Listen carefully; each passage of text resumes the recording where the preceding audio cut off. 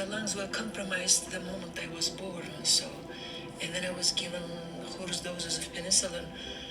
And then when I lost my mother at 12, I saw rainbow horses in the sky. It was in my dream, but that dream made my life, my whole life. That's why I'm preaching rainbow medicine now. And I have a rainbow horses video on my channel, TikTok and YouTube. So that's how I am. It's kind of like hard because I'm always like, seems like a couple months already, like catching my breath. Thanks goodness I'm naturopathic doctor. And I have lots of, and I'm a yogi lifelong. Not quite dancer anymore, but I'm a yogi, so kind of like I'm able to catch up with life's challenges. So, the topic is good. I love this topic. I think this topic is everything. Okay. I love it as well. And let me begin. If we're gonna speak with about now, presence, then it's worth mentioning that the now also connects to the larger concept of time, yeah? Time. And when I say time, I want to go like a rapper, you know? T-I-M, T-I-M. Oh, yeah, and now I just remember that you call yourself T too. My maiden name, last name, was beginning with T. So in Sanskrit, Ta is explosion of life, which kind of like really right next to the Russian Da, which means yes. It's a very life-affirming word and life-affirming energy. So, and why? Just like even like the T-I-M, time, T-I-M. Why it excites me so much? Because any human being, like, Jesus Christ is like a very bright example, but being crossed. The being, in Russian it's распят на кресте. What is it called in English? Like nailed to the cross, but like every human being, we are kind of like little Christs walking around, you know? Sometimes in life we have such hard challenges, and it's like each one kind of like a Christ on a cross, you know? And if you look at human being is like letter I, you know, vertical. And then if we open our arms, then we become T, you know? So one time I was driving back from some state, and we had people in the car, like, and one young man, like 20, after Vipassana, you know, it's a silence retreat. And one young man in the back began talking about like how human beings are like a cross. I had such large eyes, and I looked at him because that's what I always talked and preached, you know, like human beings is like a cross. T. And by the way, there is a handwriting exercise. Like, for example, if you want to improve any area of life, or like if you want to bring yourself into the state of wholeness, W-H-O-L, totality of wholeness, then you write some certain words with your hand and you connect all the letters. And for example, like writing the letter T, interestingly, gives you future.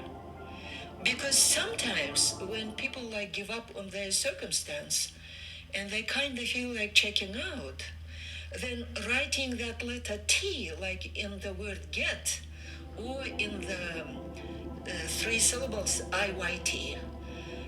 T, like, you know, little moment here.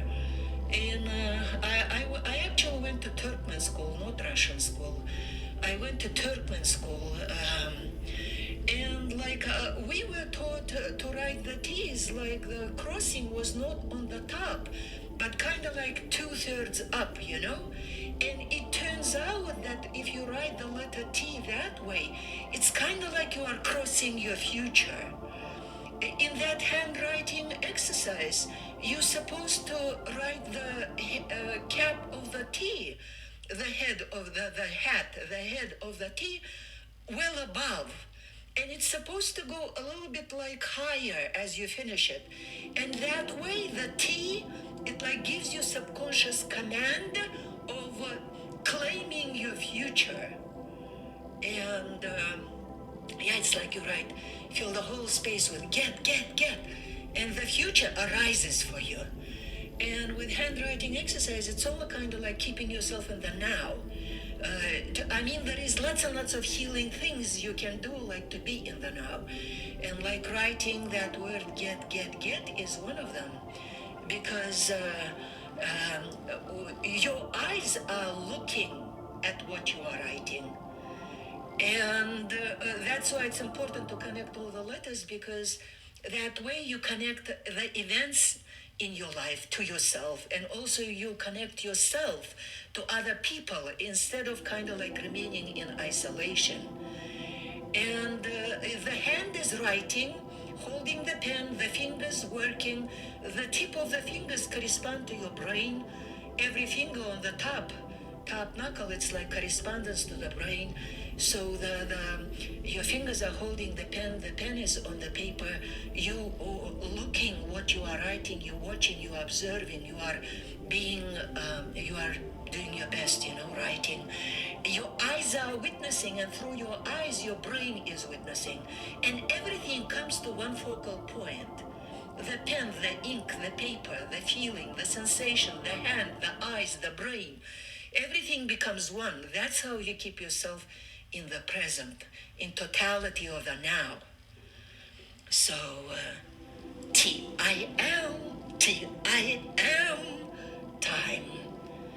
And interestingly, if you read that word backwards, it's like one.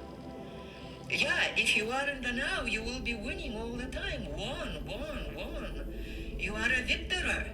You can claim the victory if you are in the now. But of course, past comes crawling in, because all of your body remembers the past if you have emotions that you didn't release and didn't work out through. You think you've forgotten with the effort of your mind, but the body and your cells remember. I think one time I already described how the unworked emotions squeeze themselves into the cell, and then they go into the other way. It's like beyond the zero. Like 3, 2, 1, 0, -1, -2, -3, they become invisible in the body. And you have to make a special effort to get them out.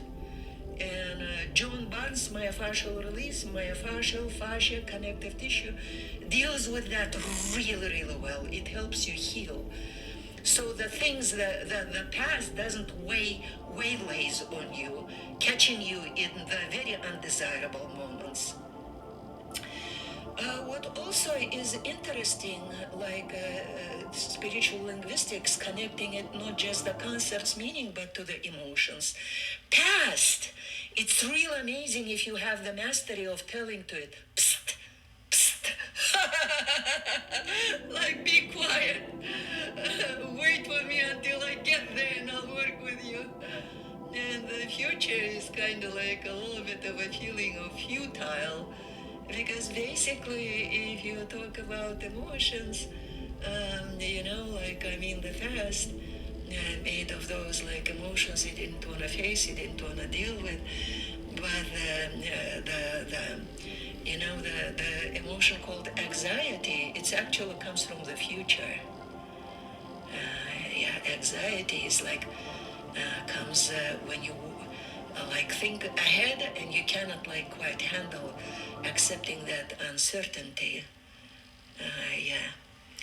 So, and interestingly, both of them, Sorry, go ahead. the word past and the word future, they all both have T in it, but the word now doesn't have the T, because now, but in the word now, you have to have a mastery of saying no and overcoming that no.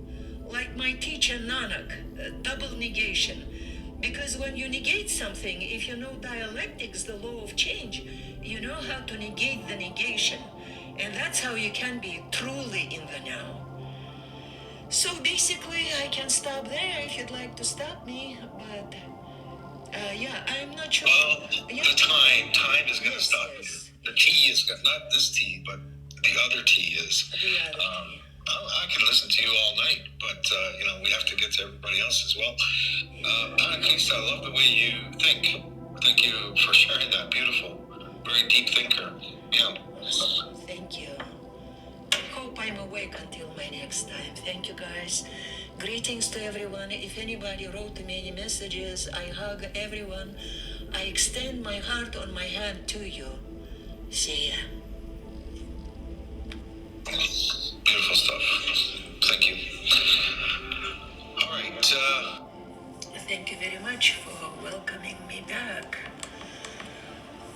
I don't know, today is kind of like, to me, feels like really, really soft and gentle.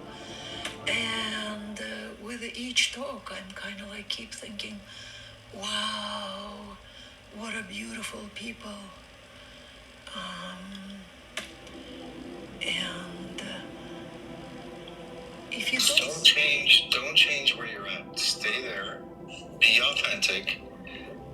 I feel you, Krista. I connect with where you're at, and that's okay. Let's stay there. If you don't see God in all, you don't see God at all. And through like each human being speaking, I was sensing God's presence. And it's like really like fireworks, sparkle here, sparkle there, and then everything connects and becomes like one weave. And like when you mentioned bibliomancy, and yeah, there is that kind of a art of craft. By the way, which means wisdom. In Russian, ведьмак, Vedas, like India Vedas, like knowledge, deep knowledge books, sacred books of India, Vedas, and the witch is ведьма, kind of like scary word in Russian. Anyway, it made me remember how when I first came to America almost 31 years ago, my luggage was kind of small, but was inside that luggage was a bag of runes that I bought in St. Petersburg. And also there was 3 light blue books. It's 14 volumes of Agni Yoga. Agni Yoga was one of my, written by Helen Rourke, wife of the Nicholas Rourke. They lived in Tibet. She spoke to Ascended Master Urusvati. She wrote those 14 volumes of Agni Yoga. Agni means cosmic fire, fire of the cosmic psychic consciousness. Anyway, but I used to bibliomancy that book, Agni Yoga book, Mantique, because like wherever I have a question, I would feel sort of like a golden thread from my heart going to one of the volumes, and I could like exactly knew about what place, like beginning, middle, the end, the 1/4, 1/3, open that book, and I would find the answer to my question on that book exactly. So interestingly, like maybe I shared already, but last year and a half, through the zero, because zero is like dot, zero is like O in that word now, and zero golden ground, it's like at any moment of the now, I can tune myself into like feeling this golden grid created by God, and like all around me. And today, that golden grid was coming through the people and kind of like joining into one. And in the very beginning, I wrote this sentence. it takes a lot of courage to live comfortable with infinity, because infinity includes uncertainty. It takes a lot of courage to live comfortable with uncertainty. And interestingly, I want to talk about some life thing, like life. Today, I really love to take really long walks in the woods. Fortunately, I have really amazing park. You can walk 3-4 hours in it, not crossing paths.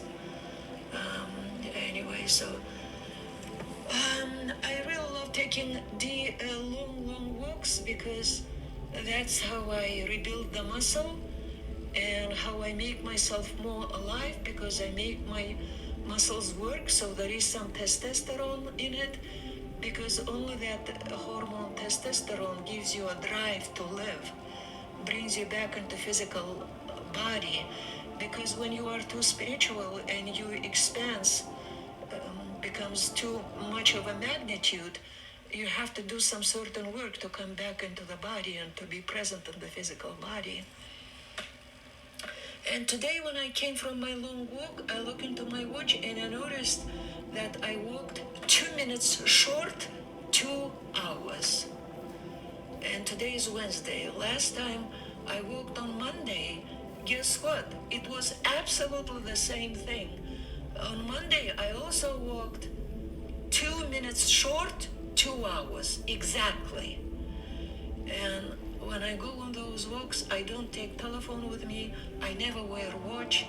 And anyway, so it's like, so that kind of gives you a really good example of being in the now, when actually the moment of now itself disappears, because you are sort of like, but it really takes being inside the body with all of the presence.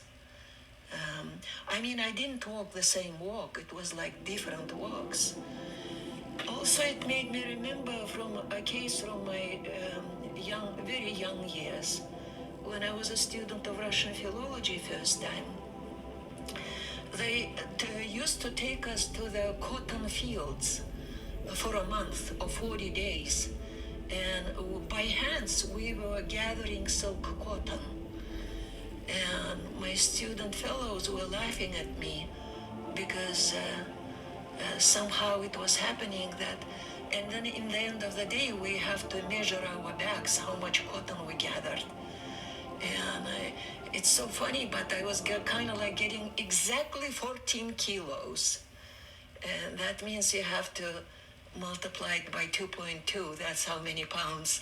And people, like, students were like, how do you count those? Like little cotton heads that you think? But it's just that quality of the presence. The presence of being like inside the body, and then your body swells as a universe and you are present in all millicube of it. And that's how you are in the now. That's how the time disappears. And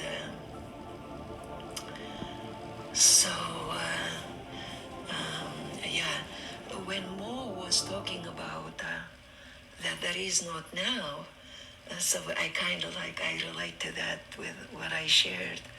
And T, when you said that sometimes you have to listen to yourself to understand what you are saying, it's also because you sort of disappeared in time. You just hit the flow in eternity, because eternity doesn't mean that there is nothing there.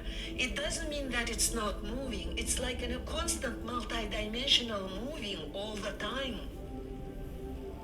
And I'm just kind of like honored that.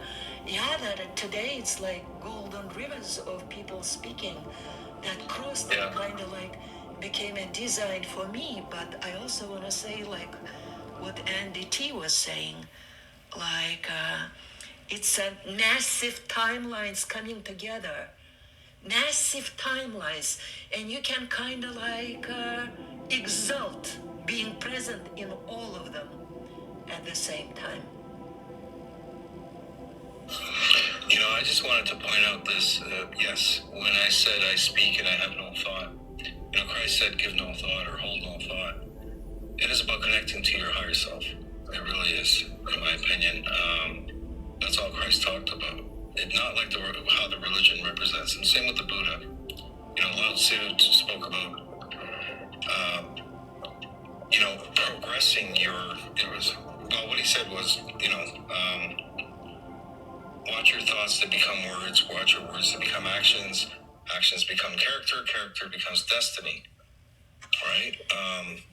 But I think Christ brought it up a notch and taught us how to truly embrace the love within us. There's another word, meditation and love. If we had to sum up spirituality in 2 words, for me, that's what it is. T, I don't think I will stay until another round, so please let me share some more things. Absolutely. I just wanted to take an opportunity to highlight that. Thank you. Actually, I really appreciate Ryan saying, both past and future come out of the now. I do it it's sunk into my heart. I'm like, yes!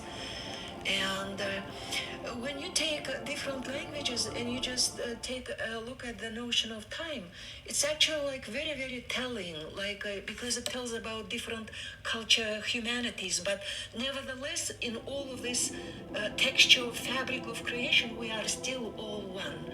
And the next words will give some glimpses of it. English is very interesting, lots of short words, but they're very exact. And the word time sounds like dime, because time is money for the English American mind, And then if you take Russian language, время, it sounds like bремя. And bремя, it's kind of like when you carry hardship on your shoulders, bремя. So time sounds like hardship, it's hard, but you gotta do it. You gotta go through it. And then if you take the Turkmen word, my native, what, it totally sounds like baht. And baht is happiness. It's a happiness in the moment, baht. And if you take the word presence, present, not mentioning the English word that present is like present, like a gift, then the present is in Russian is сейчас. It literally means this hour. An hour is word important. I want to come back to that. This hour. But in the Russian word сейчас, there is this word час, which means also in the word часть, it means part. Like I'm part of everything, every moment in the now, I'm part of everything. And also час in the word счастье, which means also happiness. And if you take the word right now, present, in Turkmen language, it's the word hader.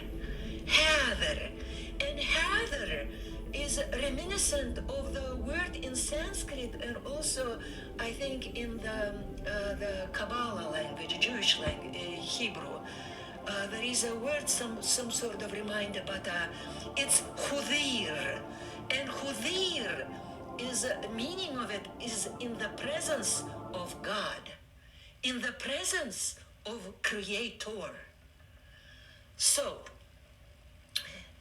last thing probably what I want to say, but just like to signify this golden thread between all of us, the English word hour spells H-O-U-R. But guess what? The hearing of it, the linguistic imagery significance of it is O-U-R, hour. It unites us all. We don't exist separately from each other. It's like really funny because when you are too spiritual and you are really spiritual and you arrived, you understand that there is a multidimensionality and there is multi-universes. If that guy like you universe, But there are multi-universes. But it's so funny that morning when we open up our eyes, we find ourselves in this dimension. Even though during a time, if you're nighttime, if you are aware of your dreams, you understand at least 713 other dimensions that you are constantly living and reliving. But when we wake up and open our eyes, you see familiar walls, you see familiar colors around you in your space. And the thing is, it's because it's all ours. It's all human beings. It's like what we own, sharing this time and space. It's our. We are in it together. I think now I said all. Thank you. There you go. That's Ana Krista, everyone. Ana Krista, thank you for coming up tonight. I appreciate you. And yeah, beautiful stuff. Thank you so much. See you guys.